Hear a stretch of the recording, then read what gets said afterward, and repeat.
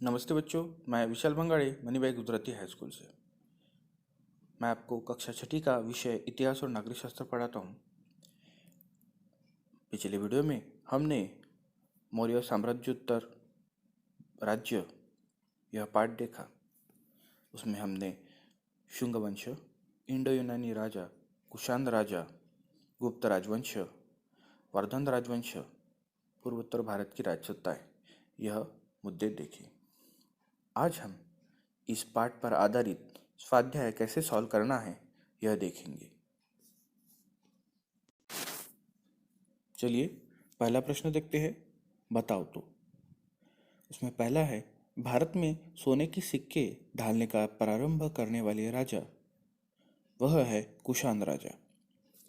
दूसरा है, कनिष्क द्वारा कश्मीर में बसाया गया शहर वह है कनिष्कपुर। वीणावादन में प्रवीण राजा है समुद्रगुप्त। चौथा है, कामरूप से तात्पर्य, इसका उत्तर है असम। चलिए दूसरा प्रश्न देखते हैं। पाठ में दिए गए मानचित्र का निरीक्षण करके गुप्त साम्राज्य के आधुनिक शहरों के नामों की सूची बनाओ। इसमें आपको पाठ में दिए गए मानचित्र का अच्छे से निरीक्षण करके उसमें दिए गए गुप्त साम्राज्य के शहरों के नामों की सूची बनानी है। चलिए मैं आपको कुछ शहरों की सूची बताता हूँ। दिल्ली, जिसे इंद्रप्रस्थ भी कहते थे, कच्छ, वल्लभी, ताम्रलिप्ति, बोधगया, चंपा, पाटलिपुत्र, वैशाली, कांची, ऐसे कई शहरों के नाम आप इसमें लिख सकते हो। आपको इस शहरों के नाम ढूंढने हैं और लिखने हैं। चलिए तीसरा प्रश्न देखते हैं। विचार विमर्श करो और लिखो। उसमें पहला है, सम्राट कनिष्क। सम्राट कनिष्क का साम्राज्य पश्चिम में काबुल से लेकर पूर्व में वाराणसी तक फैला हुआ था।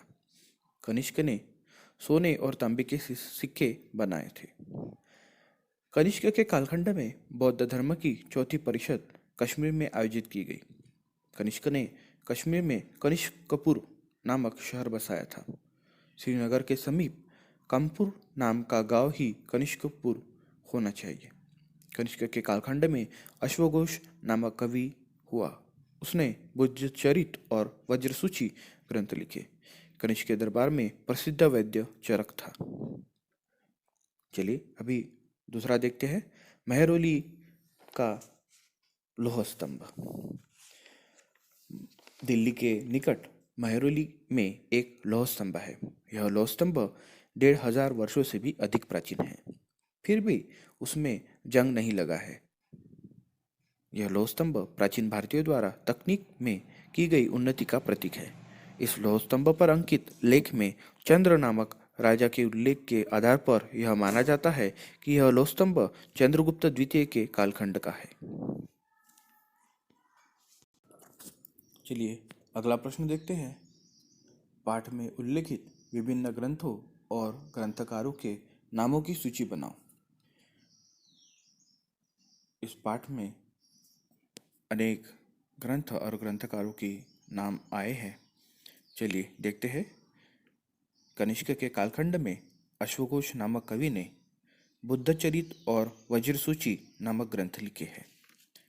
उसी तरह हर्षवर्धन के दरबार में जो राजकवि बाणभट्ट थे, उन्होंने हर्षवर्धन के जीवन पर हर्षचरित यह ग्रंथ लिखा है।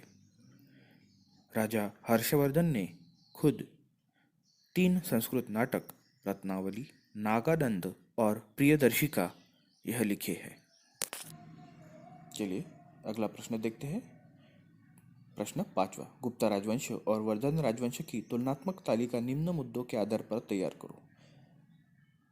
मुद्दे है संस्थापक, राज्य विस्तार और कार्य, और पूछा गया है गुप्ता राजवंश और वर्धन राजवंश के बारे में। चलिए देखते हैं। संस्थापक में गुप्ता राजवंश में श्रीगुप्ता आएंगे और वर्धन राजवंश के संस्थापक में प्रभाकर वर्धन आएंगे। गुप्ता राजवंश के राज्य विस्तार में असम से पंजाब तथा तमिलनाडु के कांची तक का पूर्वीय तटीय प्रदेश, उसी तरह मालवा, गुजरात और सौराष्ट्र भी जीते थे।